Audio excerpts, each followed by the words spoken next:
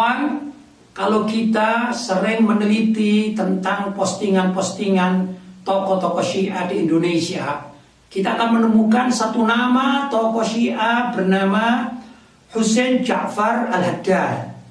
Maka di dalam biografinya itu di Google dan bagian gambar akan muncul kalau kita klik di sana nama Husain Ja'far Al-Haddad, kita tambahi dengan kalimat Syiah di belakangnya. Pertama, ini Husain Ja'far, ini lahir pada tanggal 2 Juni 1988. Lahirnya di Bondowoso, Jawa Timur, Indonesia. Kemudian alma maternya adalah Yapi Bangil dan Uin Syarif Hidayatullah. Nah, kalau kita mengenal Yapi, itu adalah pondok pusat di Indonesia ini yang berafiliasi kepada aliran Syiah. Kemudian dalam postingan-postingan Husain Ja'far Al-Haddad ini selalu membela kepentingan Syiah. Dan tidak mungkin seorang yang bukan Syiah ini membela kepentingan ajaran Syiah. Antara lain contohnya, pada tahun 2012 Husain Ja'far Al-Haddad menulis pada Twitter, kalimatnya ringkas, tapi kenapa Syiah tak bisa menerima walau keempat mazhab fikih itu menerima karena radikalisasi tadi. Jadi Husain Ja'far Al-Haddad ini menuduh orang yang tidak bisa menerima mazhab Syiah itu dianggap radikal. Ini postingan di Twitter pada bulan Oktober tanggal 26 tahun 2012. Kemudian juga tatkala Husain Ja'far Al-Haddad ini mengkritik Amerika. Tentu kita juga banyak yang tidak setuju dengan Amerika, tapi bukan itu masalahnya.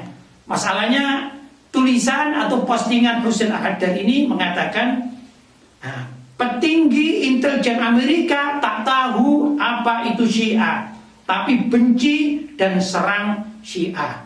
Padahal di dalam bab ini jelas tidak mungkin seorang yang bukan penganut Syiah akan membela Syiah, termasuk juga di dalam menghadapi Amerika. Kalau kita menghadapi Amerika, kita sebagai warga Ahlussunnah wal Jamaah, tentu yang kita bela bukan Syiahnya, tapi Ahlussunnah wal Jamaah. Ini pertanda Husain Ja'far Al-Haddad adalah penganut Syiah. Kemudian juga pada Twitter berikutnya Husain juga menulis 10 penyebab kegagalan memahami Syiah. Kemudian ada link yang tentu isinya panjang, tapi di sini sebagai bukti bagaimana seorang Husain Ja'far Al-Haddad selalu di dalam postingan-postingannya membela Syiah. Kemudian juga ada postingan yang ingin obat penyakit hatinya, bacalah perkataan Imam Ali dalam kitab Nahjul Balaghah. Amin Nakhla, sastrawan Kristen.